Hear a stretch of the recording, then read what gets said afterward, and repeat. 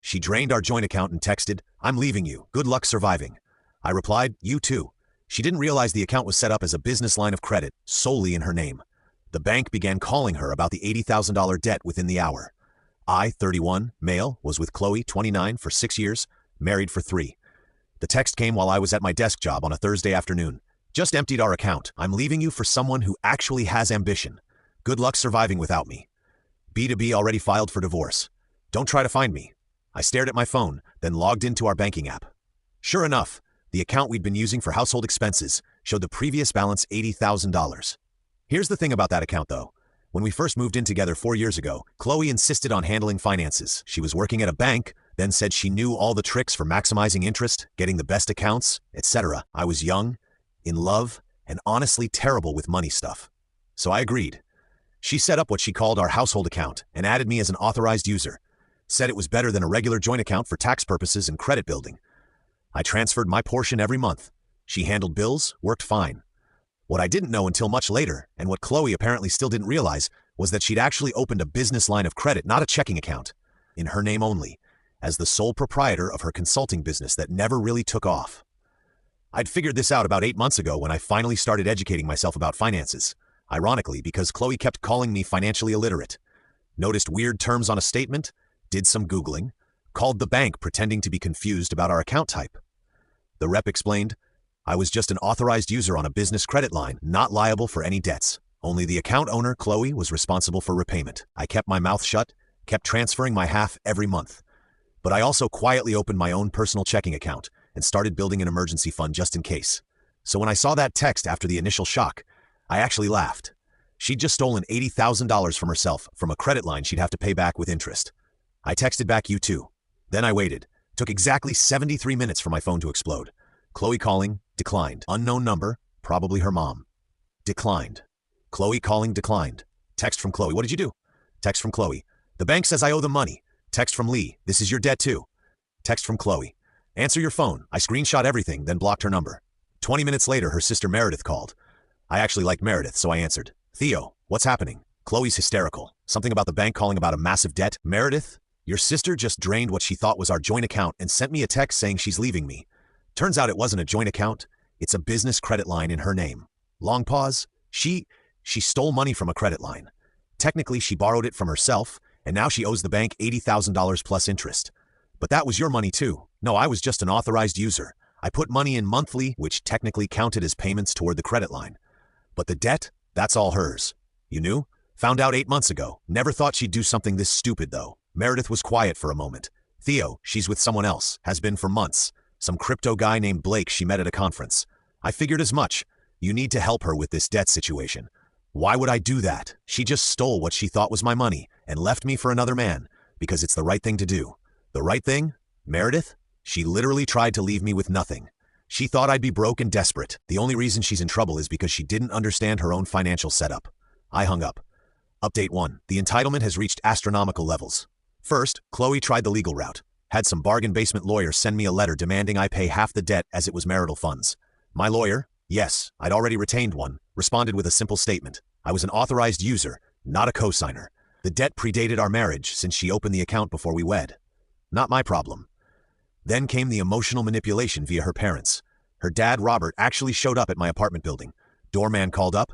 "There's a Robert here to see you. Says it's urgent. Tell him I'm not available." Could hear Robert yelling from the lobby about man-to-man conversations and doing the honorable thing. Security eventually escorted him out. But here's where it gets really interesting. Remember Blake, the crypto guy? Well, Meredith reached out again with some tea. Apparently, Qley had told Blake she was getting at least $80,000 in the divorce, plus alimony, plus half my 401k. She'd been spinning this tale of being married to a tech executive. I work in IT support, who was loaded but cheap. Blake thought he was getting a sugar mama. When Qley told him about the debt situation, he bounced, literally ghosted her within 24 hours. She tried to move into the apartment he'd been renting for them. Yeah, she'd already signed a lease with him. But surprise, he'd never actually put her name on it. The landlord wouldn't let her in without Blake's permission, and Blake had already told them she was no longer authorized. So now Qley was homeless, 80 cal in debt, and single. Did I feel bad? For about 0.3 seconds. Then I remembered the good luck surviving text and went back to eating my cereal.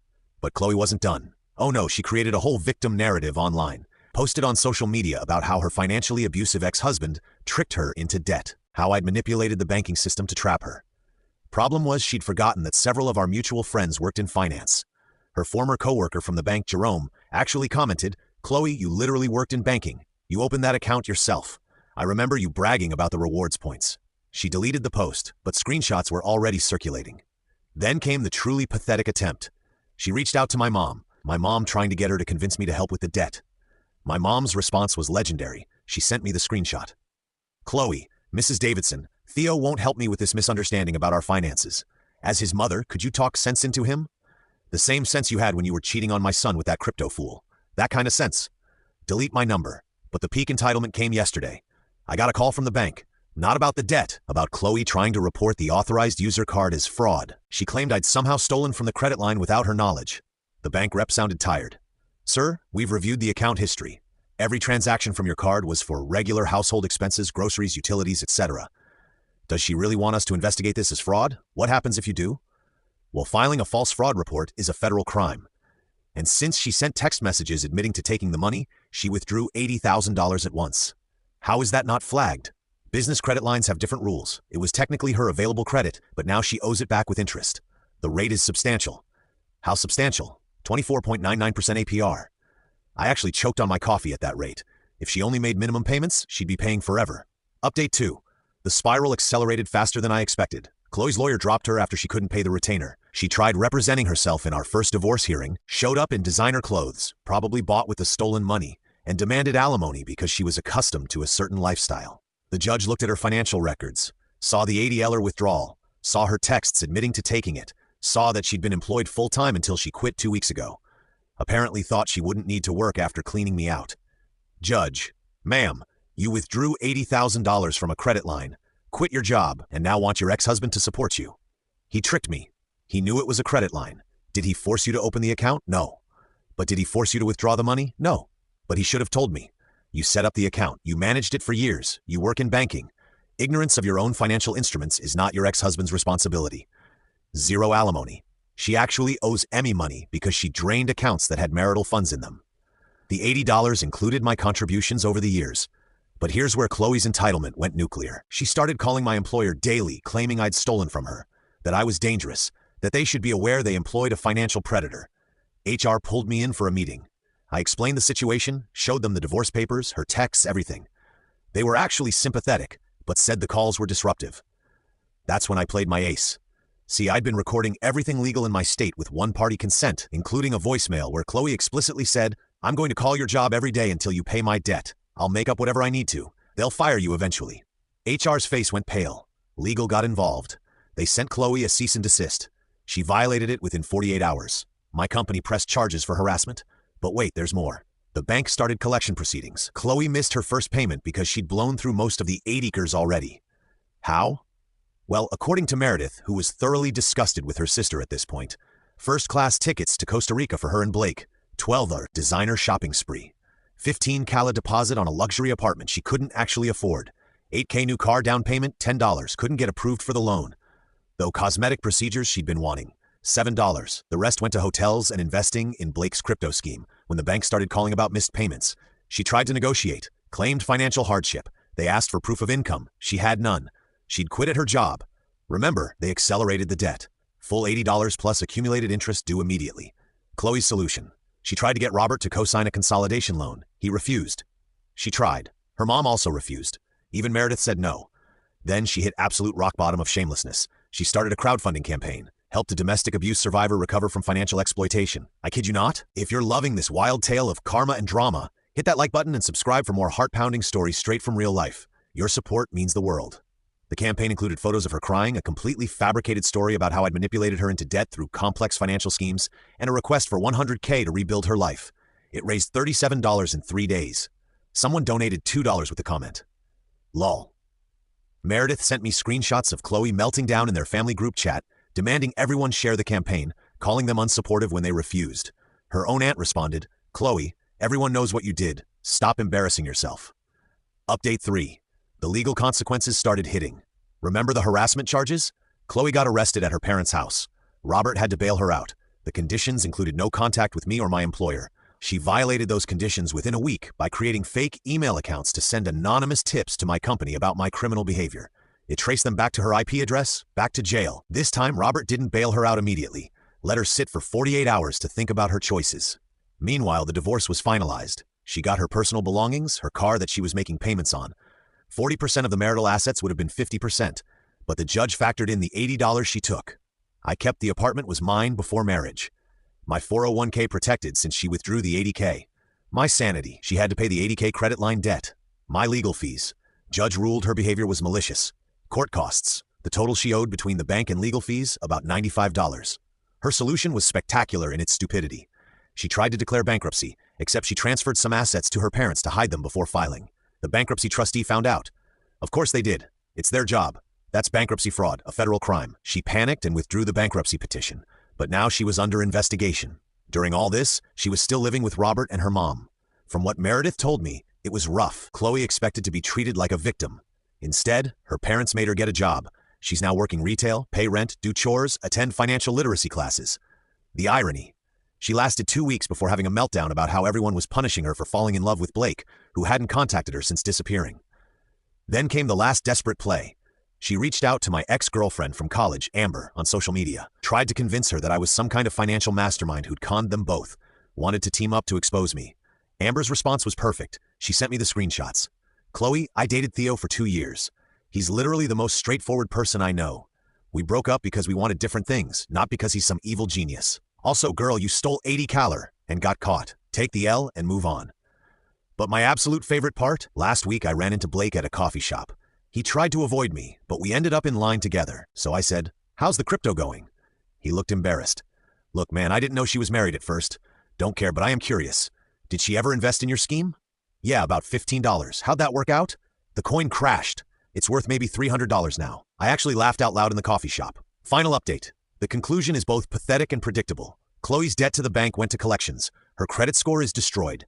She'll be dealing with this for the next decade minimum. The harassment charges resulted in 18 months probation and mandatory anger management classes. She has a criminal record now. Her job at the retail store lasted 6 weeks. She got fired for berating a customer who she claimed looked at her judgmentally. Now she's working at a call center, ironically doing collections.